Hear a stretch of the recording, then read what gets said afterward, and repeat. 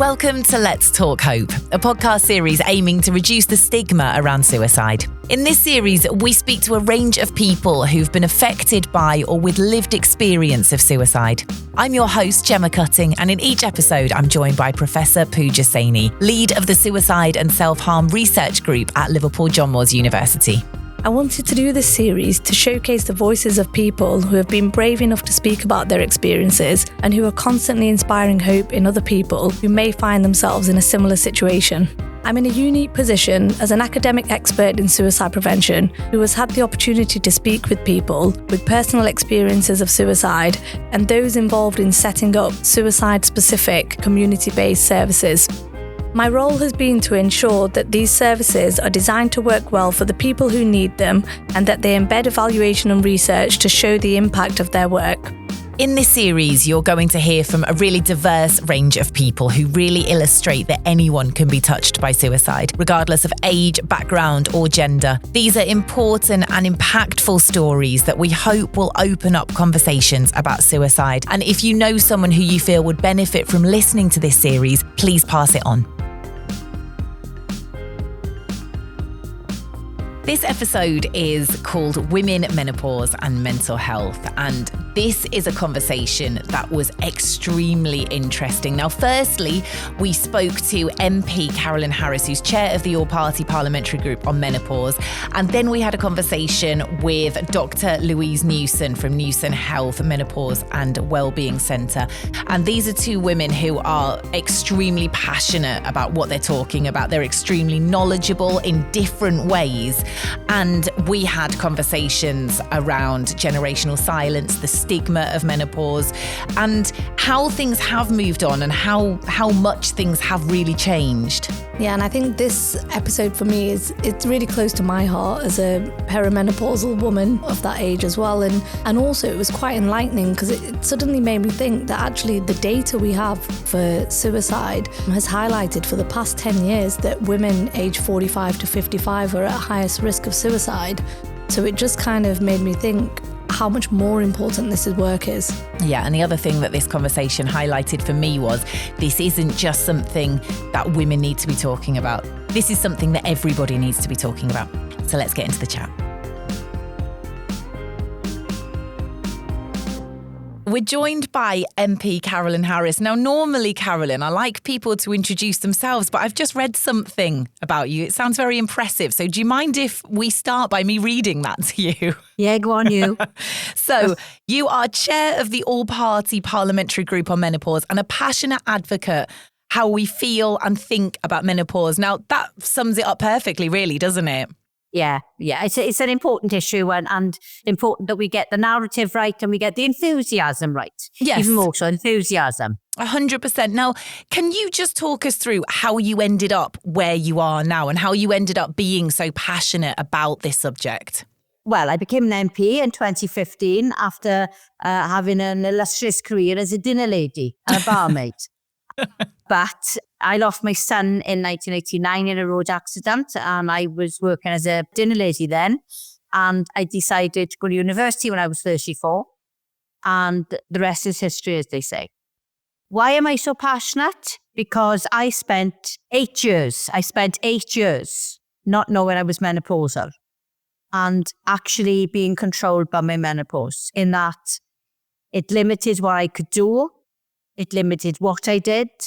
It controlled my life. And it was only after talking to other women that I realized that I was menopausal, because I really believed I had mental health problems.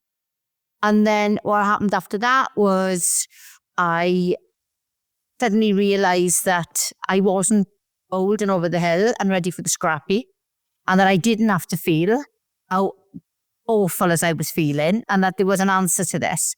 And at 60, I went on HRT. Now, for me, HRT was the answer, and it absolutely transformed my life. And I feel 10 to 15 years younger now than I did when I was 50. I do more things, and I am firmly in control of my menopause. And I want all women to know that there is not just life after the menopause, but it's a bloody good life. if you don't let your menopause control you.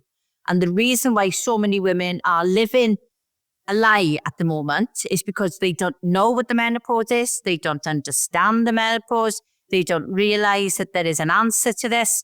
And the same is true of too many people in the medical profession, in the work environment, in the criminal justice system, everywhere, because there is no area of social policy where menopause does not play a role. So my passion comes from not wanting women to have special treatment, because we don't need special treatment. Comes from wanting women to have normality and to know that there is something there to help them, and they themselves are their best advocates. Because once they understand it, they can share that with everyone who needs to do something to help them. So that's where the passion comes from. Can I just ask, why personally do you think that it's taken until very recently, really, in the grand scheme of things, for these conversations to be happening? It doesn't make sense, does it? I mean, it just beggars belief that it's now 2025 and we're still having conversations about, discovering what the menopause is and supporting women. But I think we have been a part of it. When I think back to when I was younger and my mother and my mother's sisters and my grandmother, it was a case of pot up and shut up. So nobody talked about it. If you did say a woman was on the change and you said it in hushed tones because it was something that nobody wanted to talk about, because it implied you were old, it implied you were past it, it implied that you were over the hill. So for a lot of women, didn't think they should talk about it because it might mean that nobody'd employ them or that they couldn't do things that they wanted to do, and that people would say, oh, look at her mutton dressed as lamb, because they were trying to be younger because they felt okay. But there was an expectation. You reached a certain age and then you stopped wanting to wear fashionable clothes and you stopped wanting to dye your hair and you stopped wanting to wear makeup because you were of an age now. You had to be respectable and sort of crawl back under the stone that somebody put there very conveniently for you. So I think we've been responsible for that because we've conformed. So we've allowed ourselves to be put down. I think a lot of it comes from ignorance, that people didn't understand the menopause then and they still don't understand it now. There was a really bad survey that was done back in, I think it was in mid-80s, that said HRT caused breast cancer. And that took a lot of women off HRT. So HRT in this country became a swear word. There was very few people taking it and very few prescribing it. And that gap was filled by antidepressants. The women who were going to the doctors, unbeknownst to them, not knowing what was wrong with them, they were prioritizing one particular thing. And I'd done it. And they were going to doctors and they were saying, I think I'm having a nervous breakdown, I've got anxiety, ended up on antidepressants, hoping that your life's going to turn around. What they didn't do was mention the other 40-odd symptoms because they thought that was just part and parcel of getting old. So it's only been over the last couple of years that women have said, look, if you've got achy joint, right, if you've gone off sex, if you've got vaginal dryness, if you've got these things, you're not necessarily over the hill. You just need some help and support to make you feel better. And because we've started talking to each other, then now people are saying, oh, we'll be able to start listening to these people because I think they may know what they're talking about. But I do believe we have played a huge role in putting ourselves down. I think that's really interesting what you've been saying, especially about the replacing HRT with antidepressants. And I suppose that's where some of the research is coming in now. So I was contacted to be part of some research about suicide prevention and menopause because of the number of women who were coming to menopause clinics with suicidal ideation. Yeah. So I'm just wondering as well, Carolyn, what made you interested to join a podcast that was focusing on suicide prevention and menopause? Because we know that menopausal women, the rate of suicide goes up by 16%. And the number of women who I've spoke to whose desperation at not having an answer to what is wrong with them and not having the support has led them to think, I want to end my life, is absolutely terrifying. A lot of women have ended their life before somebody's come in to help them. But a lot of women have been literally on the precipice, and many have used antidepressants, drugs, alcohol as self-medication. And I don't want any woman to feel that there's nowhere for her to turn. Unfortunately, it's left to other women to be that support system for these suicidal women. And it's those conversations which will be saving women's lives, not the health system, because the health system still doesn't recognise the problem. I go into women's prisons. The desperation of women, female offenders, some of whom never committed an offence in their life. And when they've actually ended up in prison, it is because of a symptom which I would argue is associated with their menopause. And that makes someone to end their life because it ended up, to give you a story, a true story on this, I went into a prison last year and I met two women, one in her late 40s, one in her early 50s, who had never committed a crime in their life.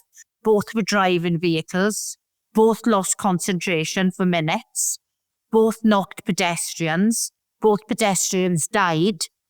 The mandatory sentence for death by dangerous driving is 5 years imprisonment. So you go from getting behind the wheel of your car to drive to work or to drive to the shops or drive whatever. And at the end of that drive, maybe 10, 15 minutes later, you were facing a 5-year prison sentence. Of course you're going to feel suicidal. Of course you're going to want to think there's nothing, my life is over. And little things which, when you are in control of your menopause, you can rationalize and you can think, okay, well, there's a problem, but I can get around this problem. When you were in that place where the world is ending, and I've been there. When I first thought I had mental health issues and I first went on antidepressants, I would catastrophize. And in a matter of seconds, I could go from one simple thought, and for me it was, if I don't go back to work in X number of weeks, I'm going to go on half pay, to it spiraling to, I'm not going to have any money, the house is going to be repossessed, my kids are going to be taken into care, my husband's going to leave me, I'm going to be living on the streets, I'm going to end up shoplifting, I'm going to end up in prison, I'm going to end up on drugs. And this is in the matter of 30 seconds. And at the end of it, you think, well, what's the point in living? And I speak as someone who lost a child when he was 8 years of age.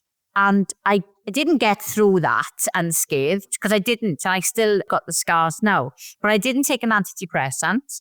And the only time I had a suicidal thought, and it is as clear in my mind now as the day I had it, was the day I lost Martin, sitting in my bath, thinking, and I did a mathematical equation in my mind, and I thought, right, I've got Stuart, who was 4 at the time, and I got Martin, who I've just lost. And I did a sum, and I worked out that I was going to bury Martin with my grandparents. They had passed away several years earlier, and I was leaving him with them.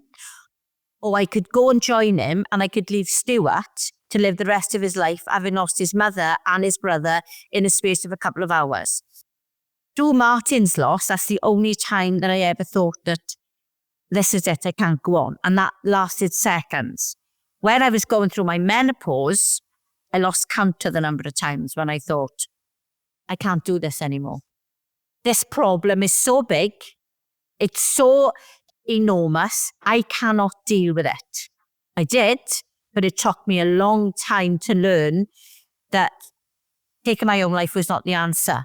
I had support, but women who haven't got support, it's an answer. And as painful as it is, it's a massive, massive part of the menopause, is not knowing that awful feeling, you don't know what's wrong with you, it's the not being able to rationalize little things. They suddenly become so big, you do not see past them. And they end your worldview. In your mind, your world comes to an end because that problem is all consuming. So and it's suicide, domestic violence. There's no area of social policy that menopause isn't playing a part in, but very little attention is paid to the suicidal bit. What you've just said there is incredibly powerful. And you're right, because there is an answer to it, isn't there? Mm. But if you don't know, if you were ignorant and you're not ignorant, you just didn't know because nobody knew. And the medical profession doesn't know. So, 41% of medical schools don't do menopause. So, all these GPs who think they're doing a good thing, they don't know nothing about menopause. So they are not doing right by way. And I'm not blaming doctors. The system was wrong. But we've got to get this better. We've got to get it right. I think my aim is when I pass over, I don't want the generations coming up behind me to not know that this is a time of your life that you can get through and that you can cope and you can survive and you will thrive. I want every woman behind me, every girl, baby's not yet born, to come to a different world because of the work that we are doing now. So you're chair of the all-party parliamentary group on menopause. Do you feel like things have moved on since you joined the group? Like, what kind of conversations are you having within that group? Well, we are talking about every aspect, and we've done inquiries before, but we talk about every aspect of menopause. And sometimes we talk about things that we didn't even think about. So somebody may send an email in or somebody may contact us and say, have you thought about this? And then we did a session yesterday. We did a session with women from minority groups, and they were talking about how difficult they were finding to get into their community and talk to women, or Asian women and Black women and Sikh women, especially in cultures where maybe they don't talk about women's health. They don't talk about periods. They don't talk about sex. They don't talk about intimacy. It's culturally not allowed. It's very difficult. But what really shocked me was that we had an Orthodox Jewish lady on there, and the channels that we use, the rest of us, like social media and, talking to our friends through that or watching podcasts, they've not got access to. So I'm like, oh, hang on. I'm going to say to you, watch this podcast or listen or go on TikTok or go on Instagram and listen to this person, and then realize, oh, hang on, that's not accessible to these people. So every day I hear of a different person, different problem, different issue that we need to be looking at, which comes back to every single area of social policy. Menopause plays a role, and every government department should be thinking about this when they're making decisions, when they're making policies, when they are thinking about anything. Is so important. Has suicide prevention ever come up in any of the menopause conversations? I bring it up all the time. No, I don't believe we've done a session on it yet, but we will be doing it. And there will be women who come and tell us their story, because women who've come out of it want to help other women. We are our best advocates now. And they say, I get emails and communication from people all over the world saying, I think I got a meeting with the French Parliament next week. I've done the UN and talked to countries who attended there. I've forgotten the number of countries I've spoken to about menopause. And they say, oh, you're doing a brilliant job in Britain because you were talking about it in the Parliament. No, we're not. There's a small group of women who are determined to change the environment, and they are talking about it. And every one of them, whether they run a campaign, whether they do a podcast, whether they got an Instagram page, whatever, every woman who puts her head above the parapet and says, this is going on and we got to stop it, they are doing a massive service to womanhood. I think we're like modern day suffragettes. So if we're doing research to try and gain some more evidence on suicide prevention and menopause, would this be the group where we should come and send that information and present that? Take it into the house. So the things that I could do with research is I could put in for a debate, I could table questions, I could present it to the ministers, we could do an APPG session on it, we could have, a backbench business about the consequences for menopausal women and suicide. If you look back at Hansard, I don't think there's been a subject in this place that I've not been able to ask a menopause question on. I ask them about menopause in DWP, Home Office, international development. Other countries haven't, they haven't got the women power that we've got. Everywhere. There is no area of social policy where we cannot do more to support women. Carolyn, I think everything you've said has been extremely interesting to listen to. Thanks so much for joining us. Thank you for having me.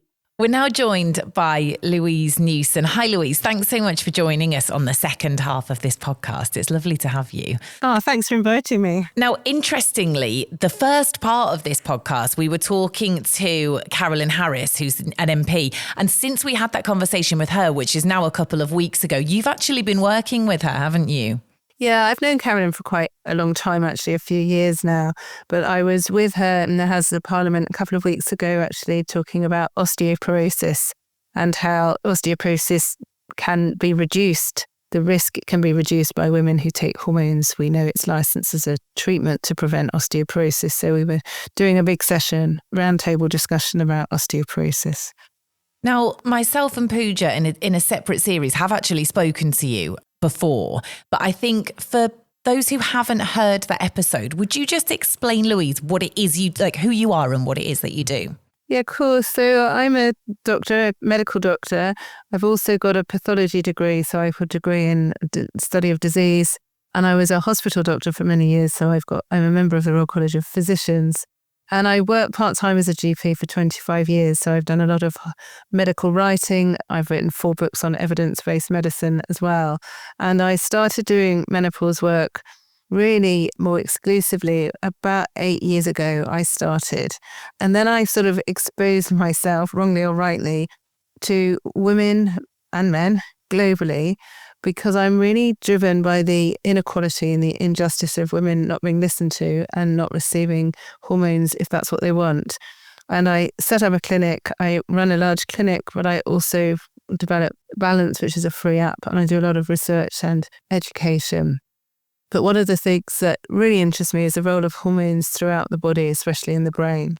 And thinking about not just menopause, actually, about perimenopause, about PMS, premenstrual syndrome, PMDD, premenstrual dysphoric disorder, and postnatal depression, because they're all hormonal changes and the massive impact they can have for some women, which can be very detrimental, as we know.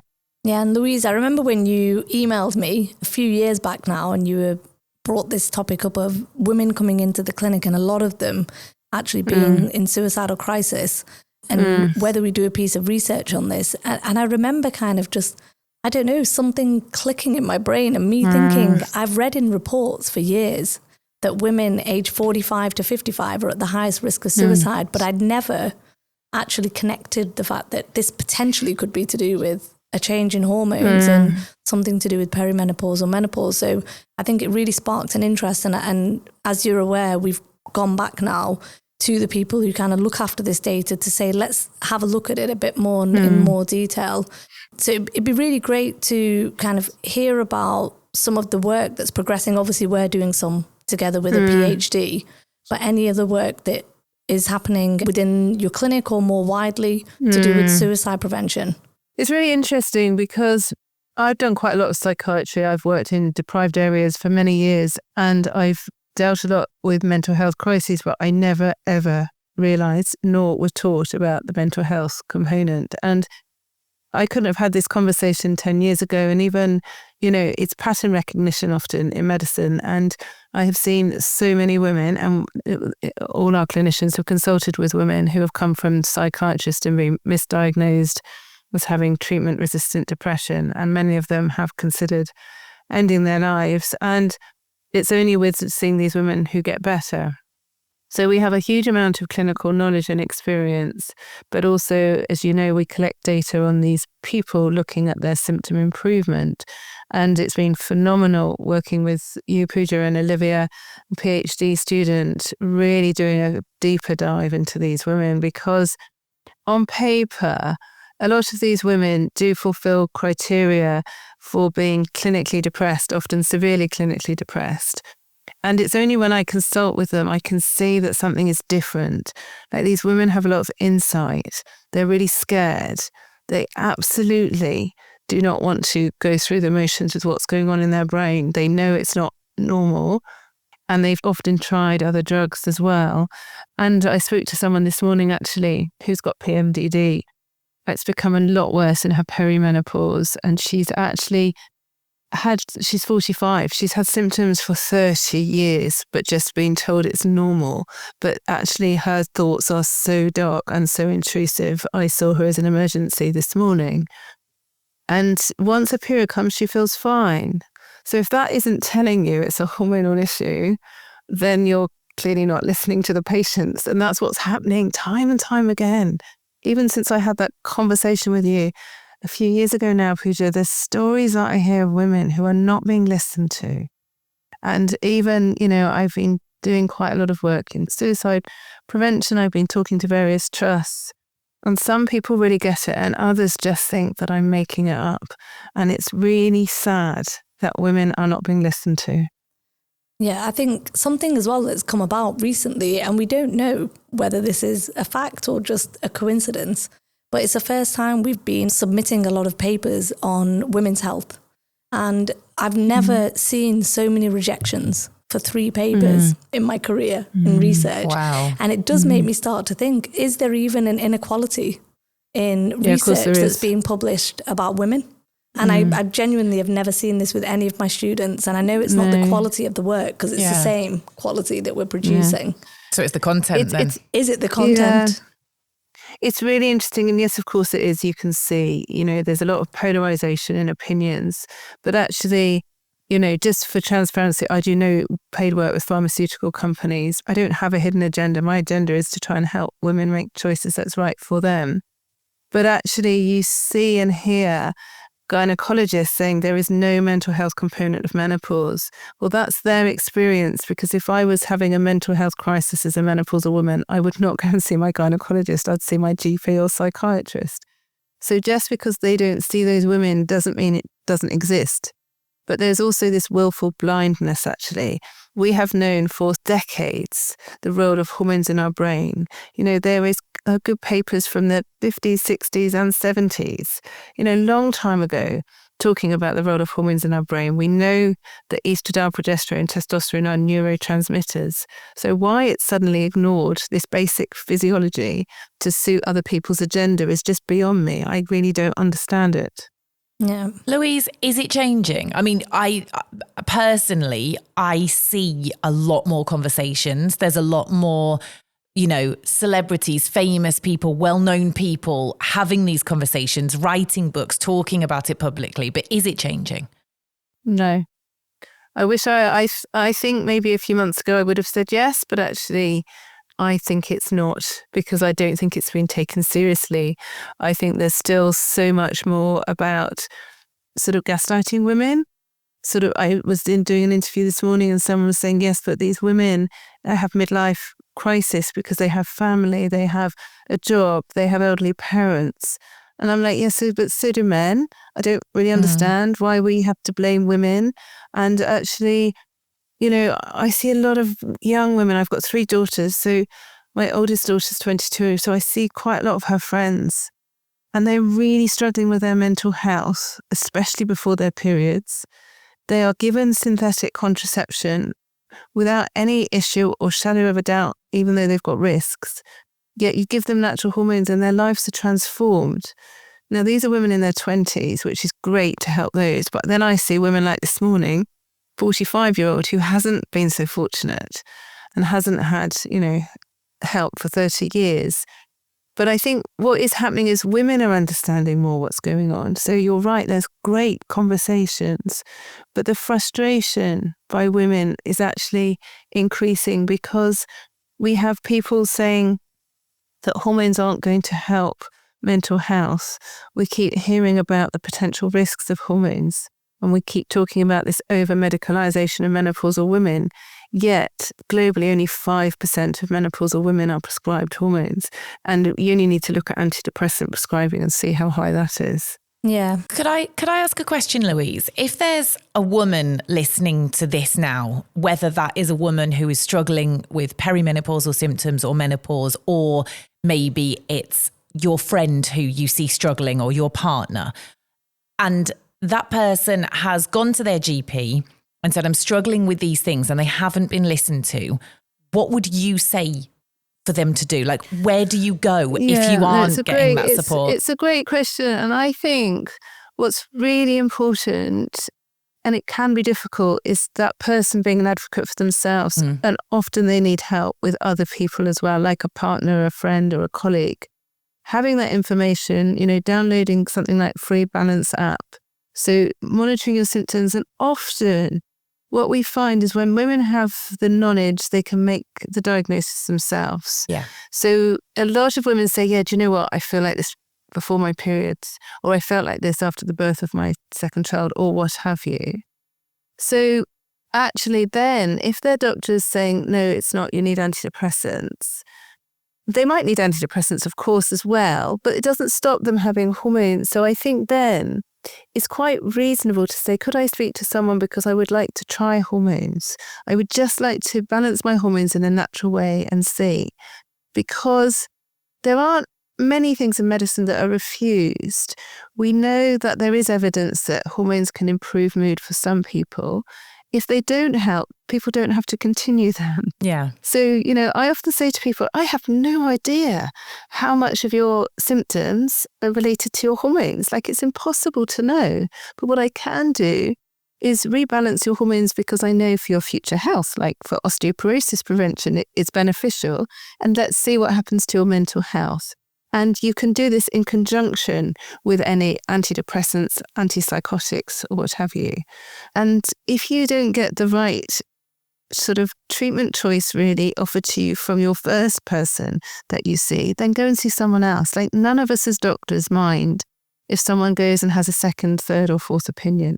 I think that's really important to know. You're not going to upset that doctor who isn't going to engage, because a lot of doctors don't have training.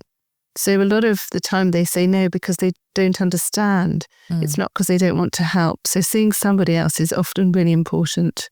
Yeah, I think from lived experience, I've seen the resistance of being able to get medication from your GPs, even if you are very kind of aware.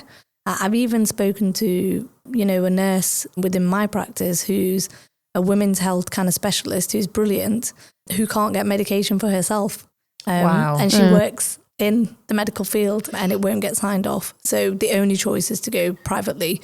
So I think it's really interesting. But one thing I did want to say is that, obviously I work in a suicide prevention field globally, and it's really good to see that this is being taken seriously. For the first time, I've been asked to come and speak as part of a group on women's health, and I'm doing the talk on suicide prevention and menopause.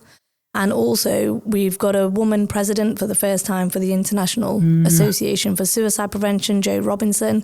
And we've got the first ever panel that's focusing on women and suicide. I think it is becoming important, but I think it's a real shame it's taken this long, actually, and that it takes women to bring this conversation forward as well. But I think it's great, because what happens with hormones is it gets very polarized. You only need to look in the media and you'll see difference of opinion. But then what you do is galvanize the people who understand and want to move the conversation forward. So I think having this group of people is just incredible. Having people that can be open-minded. Now, there's lots of reasons why people become depressed. There's lots of people why people think about harming themselves or taking their lives. So having this really open mind, I think, is so important, and not forgetting hormones. There was another death that was reported in the papers yesterday of somebody who postnatally had taken her life. And, you just keep wondering, how many deaths do we have to read about in women who are either perimenopause or menopausal? The number of people with PMDD who have really struggled.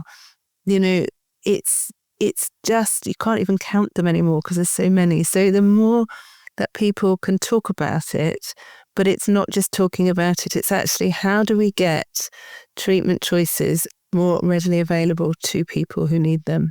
And what is the answer to that? Better training for healthcare professionals. I do a lot of training for psychiatrists, but they tell me they can't prescribe hormones. They can only prescribe antidepressants or antipsychotics, which I think is quite a failing in the way that often the NHS is set up, because secondary care aren't allowed to prescribe. They have to say, go and see your GP, but then it's hard to go and see your GP. So I think getting people to think about menopause differently, it's not just about our wombs and whether we have periods or not, or whether we can become pregnant or not. Thinking about menopause more as a condition that affects our brains, but not just menopause actually, because it's actually can be worse for mental health during perimenopause when they've got this chaos of hormones.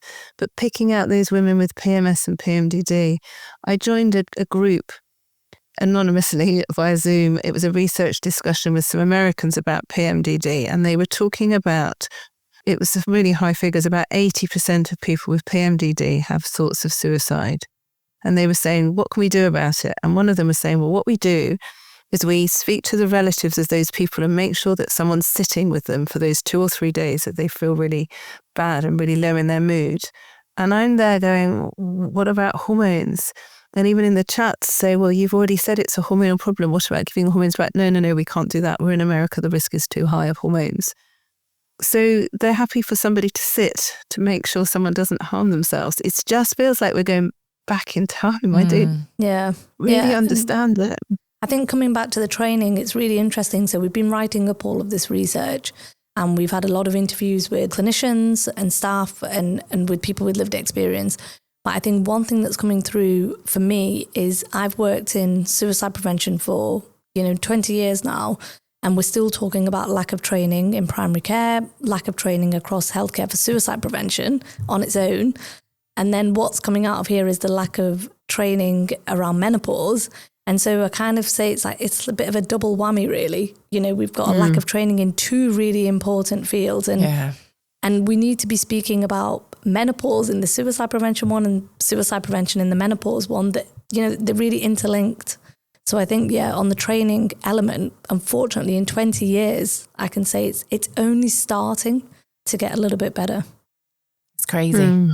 I think this work that we're part of, Louise, and speaking to Carolyn as well about how we might take this work forward, the findings forward. Carolyn has said that we can come in, and speak about this in Parliament and share our results and findings. And hopefully this is going to lead to some action and we are going to be influencing some policies, because I think there's a real narrow view on this and we need to have more evidence, more research to give a broader view. Yeah.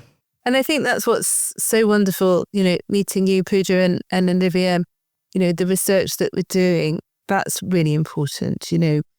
Looking at the research that you've done, talking to doctors, healthcare practitioners, talking to not just patients, but relatives as well, getting a real understanding of the enormity of the problem. And yes, you're only talking about a minority of people who feel like this, but because hormones affect 100% of half the population, i.e. all women, is crucially important. So a small percentage of a large amount of people is still a lot of women.